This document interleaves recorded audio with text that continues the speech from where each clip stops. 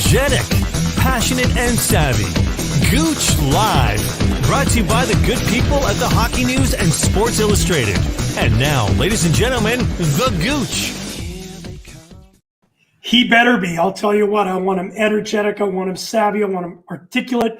Scott Taylor's coming up with Talking with Taylor, but first I just want to say that thank you for joining Gouche Live. I'm Kerry Goulet, as you know, better known as the Gouche, and I'm really excited about this show, both with some really great news and great stories, and of course, the passing of two incredible gentlemen over the last couple of days, and we'll talk about that with Scott in a few minutes. I do want to say that tomorrow, don't forget, 3 o'clock, Gouche Live Deutscher style. You know what we're doing? We're talking with Shoppy from Krefeld. We're going to be talking with a good friend, a player that I played against, Jay Lukanowski. He is the agent, the player agent for Tim Stützle, and he's going to talk to us all about the German hockey scene. Great stories over there, and he's going to fill us in with all of that and who are the players to watch as they come along. And then 4 o'clock tomorrow, I've got Kevin Shea. We're starting the series of the best hockey movies. And tomorrow, we're really excited that we have the actor from Face Off, Art Hindle, with us. We're going to talk about that movie. And then we're, of course, Slapshot and Youngblood and Mystery on all those things, and Miracle on Ice. And of course, we did lose one of those stars from Miracle on Ice, Mark Pavelich, and we'll talk with Scott about that. So don't forget, right after me at 4:30, we've got the Rosen Report. We've got a coach who coaches his son in both sons, they're twins actually, in AA here in Toronto, Dean Artenesi. So we'll look forward to that as Paul interviews not only him, but also his two twin sons, Andrew and David. All right, it's Talking with Taylor. Taylor, let's talk. I'm really excited about your hockey movie segment. Well, you're going to come on one of them then if you're so excited. Sure. Well, I turned down the role in Goon. The casting agent called me and said, "Do you want the role of the reporter that talks to the coach coming off the bus?" And I said, "Yeah, I'd love to do it. I want that role. I like it. That would be great." And she said, "Well, here's the deal.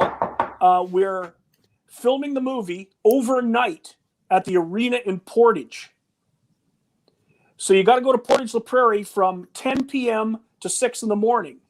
And I said, "I can't. I'm on morning radio. I have to get up at 5 and go in and do morning radio." So I had to turn it down. I gave it to my buddy Kurt Keelback, and he was great. He was tremendous in that movie. Outstanding. So it was a lot better than I would have been. We're almost talking to an actor then here, is what you're almost close, just the edge. Would you have won an Academy Award? No, I would not have. Although, and it's funny, when I talked to Kurt about shooting it, he said, "I never saw Jay Baruchel once." Who was the star of the movie. They shot the stuff in Portage, and then they shot other stuff in other places. Of course. They didn't want you guys hanging with those type of guys. Hey, listen, obviously we're going to talk about an incredible story. Don Dietrich, you would know of him. Obviously, Brandon Wheat King, star from Deloraine. Right on the border. Deloraine, Manitoba. Yep. I've been there. I played as a young kid. So we'll talk about him in a few minutes because I thought it was important. My good friend, Spoolie, Craig Campbell, over in Adelaide brought this to my attention. And of course, losing the incredible people that we've lost over the week. Obviously, Chris Schultz. Chris Schultz, you would know from TSN. Yeah. You're a big CFL and that's fan. A really, really sad one because he was only 61. That's the really sad one. We lost Walter Gretzky. Walter was 81 and had a stroke and had lived a wonderful life. He had lived a truly wonderful life as kind of Canada's number one hockey dad. Clearly a national hero. He was treasure. Yes, I'm going to say treasure. Treasure is a great word. That's a tremendous word for Walter. He was. Yeah. Listen, because he was known everywhere. Even when Wayne was over with us in Australia, a lot of people asked about his dad. So you know how big of an impact he should be in the Hockey Hall of Fame as a builder. Because he did build one of the best exactly. in the National Hockey League. Yeah. But I don't know if you had a chance to listen to Wayne's eulogy. It was emotional. I've been there where, he was spectacular. He was on point. He was just a tremendous son, paying tribute to a father that gave him lots and many. But I also want to do a shout out, obviously, to Glenn, who I've met, Keith I've never met, and his sister, Kim. We all are sending our thoughts and prayers today as you go through this time. The grandchildren, his other children, and of course his wife, Janet. So our condolences to the family. Absolutely. Our sympathies. And our sympathies to Chris Schultz and his family. Yes, Chris of Schultz course. and I kind of hung out a few times at Super Bowls, and I got to know him pretty well. And I really like Chris Schultz. He was always a nice person, just a kind man. And I think that the great loss is the fact that he had lots more to offer the world. Oh yeah, and he was entertaining on TSN. Yes, he was tremendous on TSN. He was, I engaged. that's a sad one. That's really sad. Really I'm terrible. gonna say, And so is the death of Matt Pavelich. That one is sad too. Mark absolutely. Pavelich, So I'm going to say to you, Scott, if you don't mind, I'm going to say it's a sad day in North American sports. Obviously, losing an icon like Walter Gretzky, but this one, Mark Pavelich, we know the story. Man, really hurts. Really hurts. He had a really tough time emotionally in the last number of years. His friends had tried to help him. His family had tried their best to help him. They got him into rehab. They got him into a rehab hospital, and that's where he passed away this week. And it's a truly very sad story because he was beloved in the area of northern Minnesota where he was from, and was of course a member of that 1980 Miracle on Ice team. And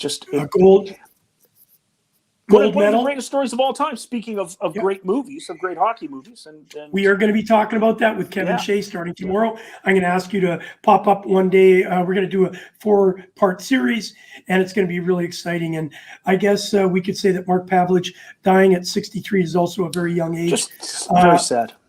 NHLer, and most importantly, I think will always be a part of the hockey history. So certainly will. Absolutely. Yeah, Paul's obviously right after is Paul Rosen with the Rosen Report. I did many things with Chris, great CFLer and NFLer. A lot of people kind of forget that Chris Schultz was a very good NFL player. Yeah, he was just not a CFL player. Yeah. An outstanding athlete, an outstanding broadcaster, and above all else, a really outstanding person. And that's where the true loss is. The fact that a great person passed away this week. Stephen Rosen saying that Chris Schultz was a great with the fans on Mike Hogan. That was always a great show way back when. The Hogan's Heroes, absolutely, no question. Hey, listen, obviously with the passing of some tremendous people that are recognized throughout sport, household names. There's a name that came by from my buddy, as I mentioned to you, Soupy. Spoolie, Craig Campbell in Adelaide. It's a story that I did not know, Don, but our paths crossed. It's kind of, in hockey, it's 3 degrees separation. Played for the Brandon Wheat Kings, where I played 1 exhibition game, and he happened to be in that, 2 exhibition games in my life in Brandon. And in the 2, I had Brian Propp, Jamie Allison, Billy Derlago, and I think it was Laurie Boschman. And then the year after, we had 1 exhibition game, and he was in the lineup, but I didn't know who he is. Don Dietrich, inspirational, unselfish, courageous, committed, determined. These are all the words that I saw within the tributes that were coming in over the last few weeks. He passed away February 16th, 2021 at the age of 59, also very young. But the reason why I wanted to talk about him today is that I think sometimes we forget these were heroes we just mentioned. Sometimes the unsung heroes don't get as much notoriety or as much credit. I want to tell you, he's got a book that's called No Guarantees. This guy suffered from Parkinson's at the age of 34. He was diagnosed with it. It ended his career. He was drafted out of the Brandon Wheat Kings, 9th overall by the Chicago Blackhawks. And I think his story is important because he represents that true town hero out of Deloraine. I think one of the most interesting things about him, and you mentioned the discussion, the words that were used to describe him. He was a guy who finished his hockey career before he should have, before a good player of his caliber would normally give it up. He came back to his hometown, worked for Canada Customs. That's Deloraine's a town, for those who don't know, in Ontario or Australia, it's a town right on the border, almost the corner of Saskatchewan, Manitoba, and North Dakota. So he came back to work for Customs. A tremendous family. This is a guy that people forget about him. He was a ninth overall pick. He was the 180th overall pick, a ninth round pick who made it to the National Hockey League. Absolutely. He made it to the NHL. And I remember I wrote the story on him and a couple of other players in 1983 or 84 when he played his first game with the Chicago Blackhawks. There was a number of guys who came up all at the same time, and Dietrich was one of them, of the Manitoba Stars. And this is a guy who, in his last year of junior, had 80 points for Brandon as a defenseman, 16 goals and 64 assists. He had 80 points in the Western Hockey League as a defenseman. Those are big numbers. About his offensive numbers. Tremendously talented player. Played in Germany, I believe. Yes. Schwenningen. Switzerland. He was also in Switzerland. So he had a career. He had a career. He played the NHL, played in Europe. He's a guy who was more than just a local hockey player. But it's so sad sometimes. He had Parkinson's, and then he beat cancer once, and then it came back and couldn't beat it the second time, and was just a great story, and a guy who is held in very, very high regard in Western Manitoba. So, and he's got this book. You got to go out and read it if you want to hear of perseverance. And what's incredible is about the story of him battling through with Parkinson's, cancer, a bout of cancer a couple times. And this guy continued on battling. Look at this behind me. I'm going to just move out of the way. Molson Canadians did a commercial for obviously Molson Canadian beer up in the Rockies. And here it is. And I want to read this to you if you don't mind, Scott. Just give me a second. I apologize. This was an amazing question. Why could I be hurting from Parkinson's but look so normal when I hit the ice? So I asked my neurologist. He said, hockey is your true passion and your adrenaline takes over when you hit the ice. So you see on the ice is where I feel human again. And they gave him that opportunity. They flew them up in a helicopter. And now my sister-in-law is suffering from Parkinson's. It's very, very nasty. Linda is a beautiful human being and helped us do the hockey magazine that I was involved with, the Ice Hockey Classic, Ice Hockey World. She was amazing. And then one day it just started. And it's been, she's at her probably final stages, and we miss her as the human that we knew. And so Don Dietrich says, listen, I lived my life to the fullest. I was attacked. I had injuries. I had illness. But you know what? People always said he was not only a great philanthropist, he also never stopped smiling. And he battled through it. And that perseverance is what we need today. So our hearts go out to his family, even though it was a couple of weeks ago. He quoted, "Heaven is a hockey rink in the Rockies." How cool. And he got there. There you go. In his lifetime. You got it. Well, listen, I know I just want to show a great picture of this incredible man. It's an incredible story. I'll get out of the way for a second. Look at the smile. Unbelievable. You can just see the passion within him. And there he is up in the heavens. And now he's, there he was touching the heavens. Now he's in the heavens, and we're thinking of it. What a hell of a hockey game's going on up there. Because I know what, Walter's already coaching the team. Like, he's already jumped in and said, guys, move over. And I know he's right beside my mother, because he'll be inundated. Kerry was such a great player. There's Walter with my mother. He could have played with Wayne, and that'd be just unbelievable. I'd love to hear their stories. And here's the tribute. Last part. No guarantees. Don Dietrich. Please, Kelly McGrinnan, who he played with Brian Propp, Jamie Allison, Laurie Boschman, Dave Stewart, Steve Patrick, Kelly McCrinnan, Walt Podupny. So, Scott, I'll tell you what. I love the goaltender right behind him, don't you? In the cover of that book. Tony Esposito. Yeah, he played with some great players there also. And I want to do a big shout out to Craig Campbell from all the way from Adelaide. Thank you for sharing that with us. And listen, if you have somebody you want us to pay tribute to that is one of those unsung heroes, I believe he's a hero in my own right. So thank you for sharing that with us. All right, listen, I want to get to obviously the topics of the day. I thought that was important that we address three icons in their own right of the game that we both love. And I've lived a whole life up until 61. Hockey's been my life, so I've been blessed to be able to meet so many great people. Obviously, meeting you has changed my life because now I can talk with somebody who really has the same passion that I do for the Toronto Maple Leafs. And look at this, Game On Magazine, who you are the boss for. Pierre-Luc Dubois, tell me about this. Well, it's our first opportunity to story on Pierre-Luc, the brand new Winnipeg Jets, and the question is he the guy that the Jets need for a long playoff run this year? I think he's one of the guys, certainly. Like every other team in the National Hockey League, you got to have your stars step up. And for the Winnipeg Jets the other night in Montreal, Pierre-Luc Dubois stepped up in overtime, scored the winning goal, and the Jets beat the Canadiens in what was a tremendously fun hockey game.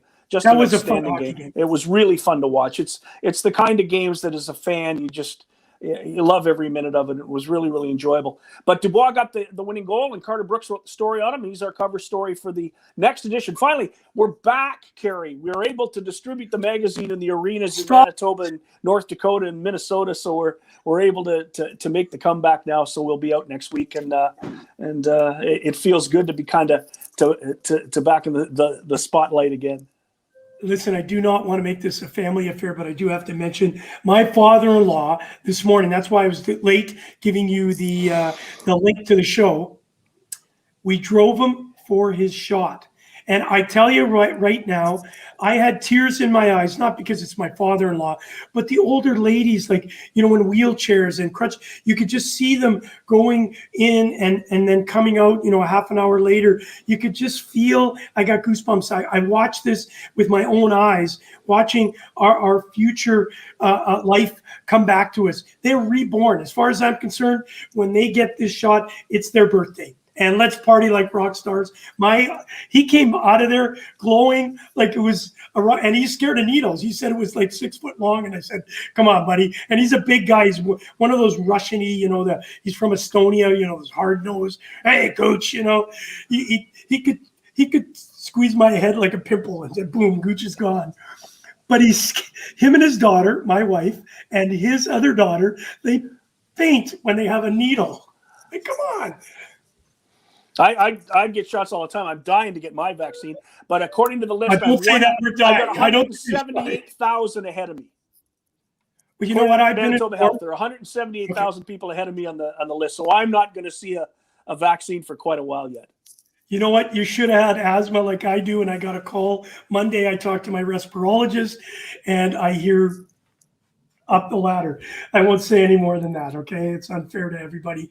Listen, I don't know if you got a chance to watch some of the Blackhawks. I know Paul's watching. He's going to be on right after us. Overtime. That was one of the most incredible overtimes I've watched. Back and forth, and Kane with a breakaway, Point with a breakaway. I'll tell you what, that 5 minutes, it went into shootout, that 5 minutes was worth me staying up and watching. It was one of the best back and forth. So anybody that says that I hope you're not one of them. Anybody that says 3-on-3 overtime is just non-traditional, bye-bye. I loved it. I am the only reason I turned on the Pittsburgh-Philadelphia game today was it was 3-3 in the third period. I do that too. And I was hoping that they were going to get to overtime so I could watch 3-on-3. And when I talked about Pierre-Luc Dubois, the Jets in overtime, they're 5-0 in overtime this year. And everybody's going crazy because Paul Maurice has come up with this strategy of no defenseman. He doesn't play any defenseman in overtime. It's all forwards. And I go back to a story that Teemu Selanne told me when it was 4-on-4, when it first turned to 4-on-4. That's right. And Craig Hartsburg was coaching in Anaheim. And the games had finished tied, and Anaheim would go to overtime. And Selanne'd sit on the bench. And Hartsburg would have the third line and two defensemen out. third-line center and 2 defensemen. And finally, they had to corral them, the players, and say, Craig, we already have the point. We're playing for a second point. So we got to score the goal. It doesn't do us any good to stop the other team. Put the guys who can score on the ice on the ice. And that's finally Solani got to play in the overtime in Anaheim. Well, the point is, when you talk about Kane, you talk about Point, you talk about Stamkos, you talk about the guys who are playing in overtime. It is the most exciting part of hockey ever. The whole game should be 4-on-4, not 5-on-5. There'd be more space. The scores might be 13-12, but who cares? I think 4-on-4 hockey would be exceptional. The only reason they won't do it, of course, is because it would be fewer jobs, right? Oh, come on. Do you think the NHLPA would even, I know the owners would love it. The owners would just eat it up. The owners would go to 4-on-4 tomorrow. But the players aren't ever going to do that. So we're going to watch 5-on-5 hockey. But there is nothing better than NHL overtime at 3-on-3. Nothing in the world is more exciting than that. And I can't thank Craig Campbell again for bringing up, obviously, Don Dietrich, but here he is. Absolutely the best opening 5 minutes of overtime I've seen. And I will agree with that. Steven Rosen, the whole game was good. And Paul's coming up after. He's going to talk a little bit more about Mark Pavelich and, of course, his struggles and trials and tribulations. But Paul is so excited about his, obviously, the Blackhawks. Obviously, the retirement yesterday, of course, from Seabrook, Brent Seabrook, 15 years, a warrior. Obviously, the body is broken down, but I'll tell you what, it's absolutely incredible what the Hawks are doing without Taves. Have you heard anything? Is there anything? Not a word. Nothing. Not a word. Okay, Nothing. So here's a question for you. Everybody knows that Steven Rosen has a crush on you, but there's a new guy in town. Yesterday, I had this guy on, Bobby Birkenblatt. And we did trade him, sign him, or release him, right? So we picked a bunch of names and we traded and all that sort of stuff. Next week, we're going to do it with you. We're going to pick 3 people and you're going to have to trade them, sign them, or release them. And it got really fun. So we call it Fan Fridays. We'll do it Sassy Saturdays. And Bobby was on with us with his son Ben, and we had a blast. So who are the guys? Really who are the guys? I don't know. Well, we had Eric Condra on yesterday. So Eric's really good friends with Christian Hansen, and I can't remember who the third was. I'm talking about who are the guys that would trade him, sign him, release him? Who are the? That's who they were. Oh. Eric was on. Eric used to play for St. Louis and Christian Hansen. So for you, it'll be all Winnipeg Jets guys, and we'll really have some fun. All right? Okay. We also did the general managers. We did Benning from Vancouver. We did Treliving in Calgary. And we did Bergevin in Montreal. Treliving's going to have his job saved by Daryl Sutter. I say no. I think it's going to be. I think that's going to be some trouble. Listen, answer Darryl. this question. I go back with Daryl to LA, and I really like him a lot. But my favorite meme this week was his picture at the farm. I don't know whether you saw it on Twitter and Facebook. I did not. But it's his picture in front of the barn with the big John Deere behind him, and somebody had written in a couple of quotes like it was a cartoon, and said, "Me, coach the Calgary Flames. Farm ain't gonna farm itself, mister." But the best one was a friend of his from Calgary who knows him well, who wrote, "He won't even turn the heat on in that old truck driving from Viking to Calgary. Right. He's going to milk the cows, feed the pigs, shoot a coyote, and coach the Flames." It is so Alberta to me, and I get the feeling. It's just a feeling I had when they announced the hiring, that if Treliving hadn't been able to talk Daryl Sutter into coaching it, he would have phoned Ronnie or Richie and see if they'd coach the team. They're coming on the bench to coach that team.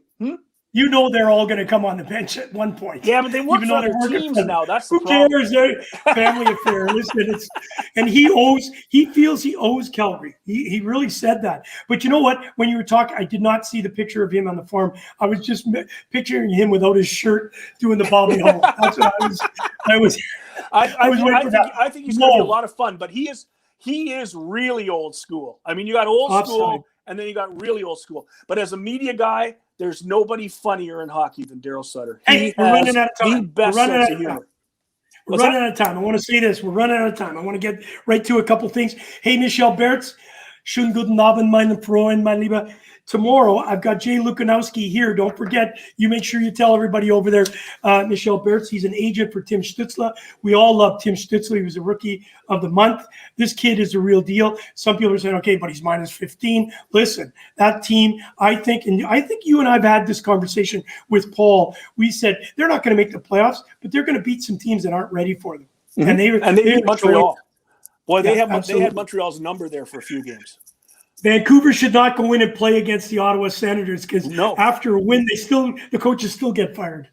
By the way, Bobby's asking a great question. That's it. I'm going to you. They won't. Should they? Maybe. I just think they should play the 3-on-3 till a goal is scored. I don't think they even need the shootout anymore. And quite frankly, if they played the 3-on-3 till a goal is scored, most of them would end in that overtime within 5 minutes anyway. Because there's still some teams that are really playing it slow in that 3-on-3 overtime, and they're holding the puck and they're making sure they have possession and trying to get it to the shootout. I think everybody historically dislikes the shootout. I think it's something that people dislike. It becomes a skill competition for a team game. But I think if you said that the 3-on-3 overtime is unlimited time till a winner is determined, I think you would still get the games done quickly, because then that would just really open it up. Nobody could start to rag the puck around and get it to the 5 minutes to go to the shootout. It would now be, let's run and gun and get that goal. So I like Bobby's thinking. I would like to see 3-on-3 till a winner's determined. And Steven's coming out saying too much overtime will only No. You've got to determine a winner. The 3-on-3. Tell you what, if they played 3-on-3 for 10 minutes, 5 players would be done on the bench. They'd be laying on the bench trying to get oxygen. What I'd say? It would happen. Scott, you know what I'd say for overtime? In the old days, we used to have start with, this is kind of cool, start with 5, go to 4, go to 3, and it was on the shifts. So every shift would go down and you get to 1-on-1. That would be hilarious. Yeah, but again, that goes back to a skill game. And who wins the face-off, right? No, there's no whistles. The referees leave and it's a free-for-all. All right, listen, let's get into the Winnipeg Jets just before we go. Obviously, Montreal, they're up against the Montreal Canadiens. And then next week, it's the big match-off, right? It's going to be Toronto and Winnipeg. And I think that's where we're going to really see the moxie of either the Winnipeg Jets or the Toronto Maple Leafs. Some people are saying that right now, I'm a believer just with the Edmonton Oilers, the way Toronto manhandled Edmonton. I think they've got to certainly show some moxie over the next couple of games, or they could be in trouble. The Jets are already leapfrogging over them. Can the Winnipeg Jets, in your mind, catch the Toronto Maple Leafs and take over first spot? Well, your question is, can they? Yes, they can. Will they? Well, we're going to determine that next week. We're going to find out when the Leafs and Canadians meet, Leafs and Jets meet. Right now, how angry are the Montreal Canadiens going to be? They just lost 3 in a row to Winnipeg, 2 in overtime. Tonight is a huge night in terms of, can the Canadiens come back? And I bet in their mind the thought is, we got to win this one 5 or 6-1. We got to blow them out for what's happened in the last 3 meetings with these guys. And I think the Jets are just going to check, try to get it to overtime again, and let Pierre-Luc Dubois do what he does. Yes. So it's going to be an interesting dynamic tonight, watching the way these two teams attack. The Jets had better not be caught back in their heels, because I think the Canadiens are going to come out flying. Well, they have to, and because Calgary, that's going to be a tight match. Hey, listen, I just want to say to you, I asked you, I needed a guarantee, but of course, you're on the fence as usual. Yeah, maybe, no, maybe. I just want to know, will the Winnipeg Jets be in first place after they finish with the Toronto Maple Leafs next week? Okay, sure. Why not? Scotty, I love you, kid. How would See you I next know? Week. You're Winnipeg Jets journalist. How old are you? 64? You've been covering for 67 years. Aren't you nice? 61? I'm 70. Oh shit! Stop it. Okay, see you later. Bye. I got to use your facial cream like Ron Duguay. See you, kid. See you later. All right. I love that guy. Hey, don't forget right now, the Rosen Report. What a great show you're going to see. Scott was telling us about Mark Pavelich. You're going to hear a lot more with Paul Rosen, of course. And then, of course, he's got Dean Artenozzi, I hope I say it right. Andrew and David, they're his sons. He coaches them both in AA. We're going to find out what is it like to be a parent of two players that aren't playing, and you're the coach. Where are they going? All right, kids, thank you for joining us on Gooch Live. I'm doing everything today. I'm dishwasher. Hey, I got to mop up the floor. Thank you for being a part of Gooch Live, brought to you by the good people at the Hockey News and, of course, Sports Illustrated, and my good buddy over at Paramount Sports Management. You've been listening to Gooch Live with your host, Kerry Goulet, better known as The Gooch, brought to you by the Hockey News and Sports Illustrated.